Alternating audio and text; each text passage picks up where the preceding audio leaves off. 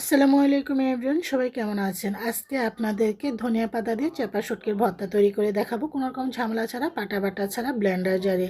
আমি এখানে 7-8টি এখানে শীতল শুটকি নিয়েছি, 1 আটি ধনিয়া পাতা, 20 থেকে 25টি কাঁচামরিচ, একটা বড় সাইজের রসুন, 5 থেকে 6টি পেঁয়াজ মিডিয়াম সাইজের নিয়েছি। আর এখানে আমি কাঁচামরিচ দিয়ে বানাচ্ছি, আপনার শুকনো মরিচ দিয়ে বানাতে পারেন। ফ্রাইং প্যানের মধ্যে একটু তেল দিয়ে আমি এখন এগুলোকে ভেজে নিব। আপনারা শুকনো খোলায় ভেজে নিতে পারেন। পেঁয়াজ কাঁচামরিচ এগুলোকে একসাথে দিয়ে আমি ভেজে নিচ্ছি। যেহেতু ফ্রাইং প্যান, এর জন্য কুডিংটা নষ্ট হয়ে যাবে, সেজন্য একটু তেল দিয়ে ভেজে নিচ্ছি। আপনার চাইলে একটু সরষের তেলও দিতে পারেন। আর আমি যেহেতু ফ্রাইং প্যানে বাজছি সেজন্য তেল দিচ্ছি। যদি শুকনো খোলায় বা লোহার কোনো খড়ের মধ্যে ভাজেন তখন কিন্তু আর তেল দেওয়া লাগে না। ফ্রাইং প্যানে যদি ভাজেন একটু তেল না দিলে ফ্রাইং প্যানের যে কোডিংটা সেটা কিন্তু নষ্ট হয়ে যায়। অনেকক্ষণ পর্যন্ত যেহেতু এটা ভাজতে হয়, দেখা যায় যে এটা তেল ছাড়া কিন্তু এটা কোডিংটা নষ্ট হয়ে যেতে পারে ড্রাই অবস্থায়। তো এখানে আমি সব আস্তে আস্তে করে এগুলো সব ভেজে নিচ্ছি। আবারও বলছি, আপনারা এখানে চাইলে শুকনো মরিচও দিতে পারেন। আমি মরিচের পরিমাণটা বেশি দিয়েছি। আর ভর্তার মধ্যে যদি একটু ঝাল ঝাল না হয় খেতে কিন্তু ভালো লাগে না।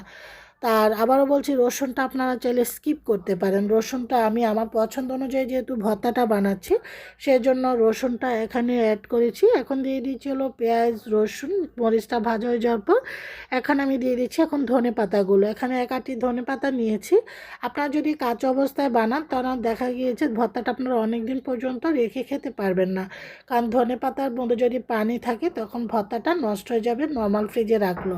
যদি একটু ভেজে নেন পেঁয়াজ মরিচ রসুনের সাথে, তখন এটা পানিটা চলে গেলে ভর্তাটা আপনারা 1 সপ্তাহ পর্যন্ত যে কোনো এয়ারটাইট কন্টেনার বক্সে রেখে খেতে পারেন।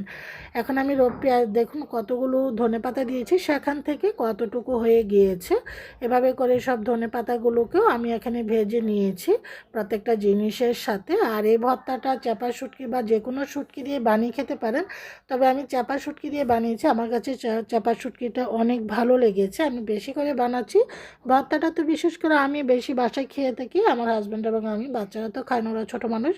আর শীতলগুলো সব ভাজা হয়ে যাওয়ার পর শীতল শুটকিটাকে আমি অফ ক্যামেরা ভেজে নিয়েছি। এখন অর্ধেকটা এখানে ধনিয়া পাতা এবং মরিচ দিয়ে শীতল শুটকি দিয়ে প্রথমে এখন একটু ব্লেন্ড করে নিব, তারপরে বাকি অর্ধেকটা দিবে, একসাথে দিব না। দিয়ে তারপর বাকি অর্ধেকগুলো দিয়ে একটু লবণ দিয়ে তারপরে এখানে একটু পানি দিব, তা নাহলে ভর্তাটা সুন্দর পারফেক্টলি এখানে মিহি হবে না। যেহেতু এগুলো ড্রাই জিনিস, একটু পানি না দিলে ভর্তাটা কিন্তু সুন্দর হবে না।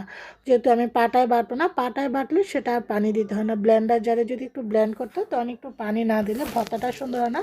তবে ভর্তাটা কোনো পানি পানি হবে না, ভর্তাটা দেখতে পাবেন শক্ত হয়েছে। ভর্তাটা আমার ব্লেন্ড হয়ে যাওয়ার পর আমি এখন দিয়ে দিচ্ছি এখানে পেঁয়াজ কুচানো। এখানে আমি 3টি মিডিয়াম সাইজের পেঁয়াজ মোটা মোটা করে দিয়েছি, তবে এটা ব্লেন্ড করব না। এটা ব্লেন্ড করলে মিহি হয়ে গেলে ভালো লাগবে না। এই ভর্তা শুটকির এই ভর্তাটার মধ্যে আমি সবসময় একটু পেঁয়াজটা মোটা করে দিয়ে থাকি লাস্ট মুভমেন্টে। এটা ব্লেন্ড করে না, চামচ দিয়ে মিক্স করে নিয়ে থাকি। তারপরে এটাকে মিশিয়ে তারপরে এটাকে ভাত দিয়ে খেতে অনেক মজা লাগে। প্রত্যেকটা ভাতের নেলা নেলা যখন কামড় পড়ে কচর করে খেতে ভালো লাগে। ভর্তাটা হয়ে যাওয়ার পর একটা সার্ভিং প্লেটে সার্ভ করে নিয়েছি। আলহামদুলিল্লাহ অনেক মজা হয়েছে। শীতের সিজন শেষ হয়ে যাওয়ার পর ধনিয়া পাতা দিয়ে চাপা শুটকি বা যে কোনো শুটকি দিয়ে ভর্তাটা বানাতে পারেন। সবাই ভালো থাকেন, আল্লাহ হাফিজ।